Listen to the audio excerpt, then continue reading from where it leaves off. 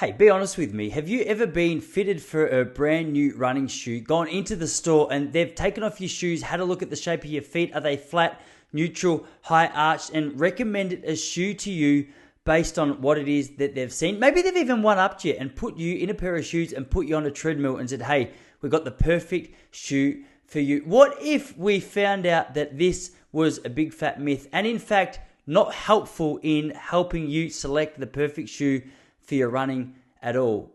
Well, recently on the Relaxed Running podcast, PhD and biomechanist, expert in shoe technology, Mr. Matthew Klein from Doctors of Running came to speak to us about just this. When I put the question to him about finding the perfect shoe and how we're often fitted for these shoes in the world of running, this is what he had to say. And apologies to everybody working in running retail right now.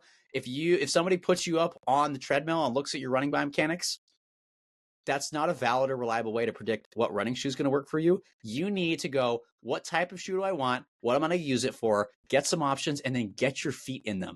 And if it's comfortable, go get used to running, right? Try not to make it too complicated. If you want to come make it complicated, that's where the fun starts. But first, get your feet in something. If it's comfortable, move forward and go run. Why do you think people are falling into that trap of just because it seems like a fairly healthy foundation to start from, doesn't it? To look at the actual structure of the way that your feet are moving as you hit the ground rather than just how comfortable something is.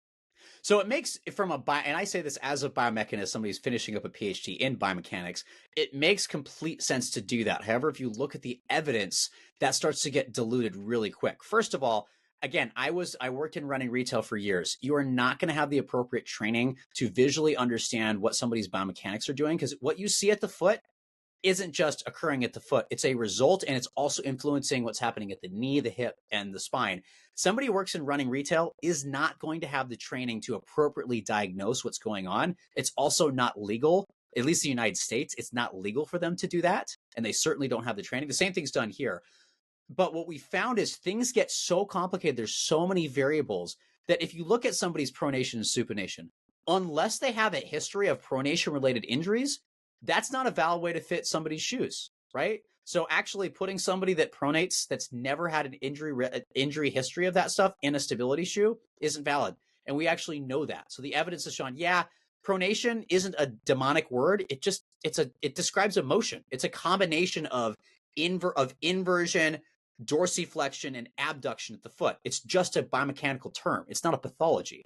But people have thought it's a pathology. It's actually something you need. People that don't pronate actually have an increased risk of stress fractures because they can't shock absorb. So this demonic word is not demonic at all. And we realize, hey, this is totally wrong. So that pronation paradigm doesn't work because it's just a certain motion. So a lot of that, how I was trained back in running stores is you pronate this much, I'm going to give you this arbitrary number of degrees. You go into the Brooks Beast, you go into a motion control. Yeah. You pronate a little bit, you get a mild stability shoe. Your foot doesn't move, you get a neutral shoe.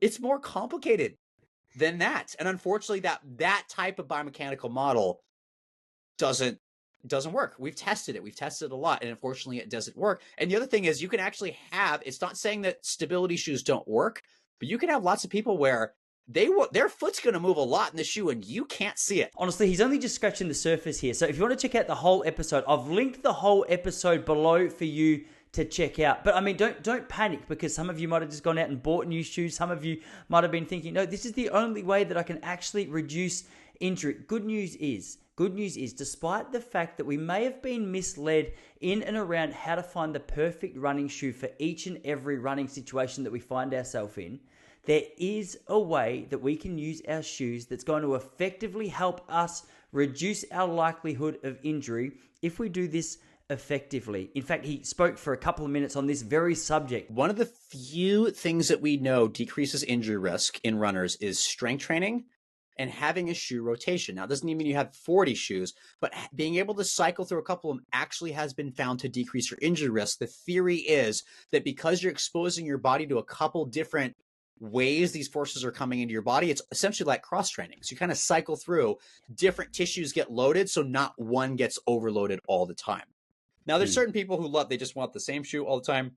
I'll power to them. That's great. There's others where financially that doesn't work. no judgment at all. But there is evidence that cycling through a couple different ones actually helps. And especially as an elite runner, you do have a shoe. Once you kind of learn it, you kind of have a shoe for everything. Like you might not back then, now is a little different because everything is like super stacked. But back then, you probably wouldn't go and like do your normal long run in your racing flat unless you're prepping for a marathon. Most people are like, I'm not doing that.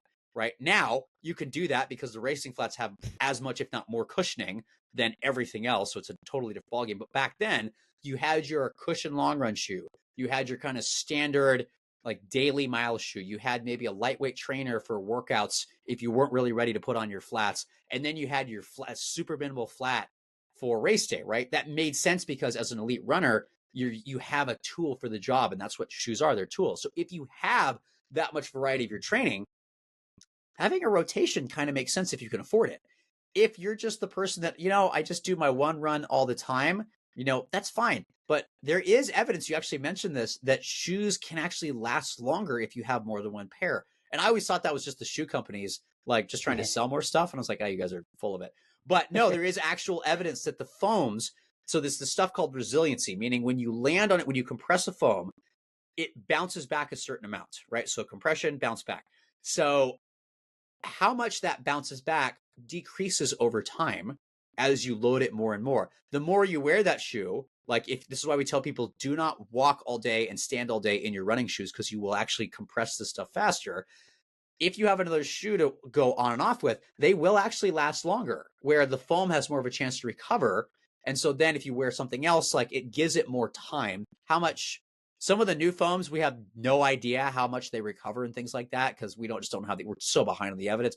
But the older stuff that you're running in when you're an elite, we do know it does recover and it will last longer if you have one or two additional pairs of shoes to rotate through. So there is actual science behind that. Now, at the time, I was with you. I'm like, this is probably a gimmick, but no, it's true. For so many brand new runners, we often go out there and we think, okay, we're starting to run. We need to find the perfect gear. We need the perfect shoes, the perfect shorts, the perfect headphones, the perfect bag, perfect gels. Hey, let's just relax. Let's just get out there and get the running done. And over time, you're going to start to find things that work for you and things that don't. Running has a reputation for rewarding athletes who are most consistent, not only because consistency in this sport goes a long way in helping us become stronger, more durable athletes, but it also helps us figure out exactly what we like and what we don't like about the sport. So with Matt's advice here, sure, we may have been misled a little bit when it comes to getting ourselves in the perfect pair of shoes, but that doesn't mean that it has to get in the way of us figuring out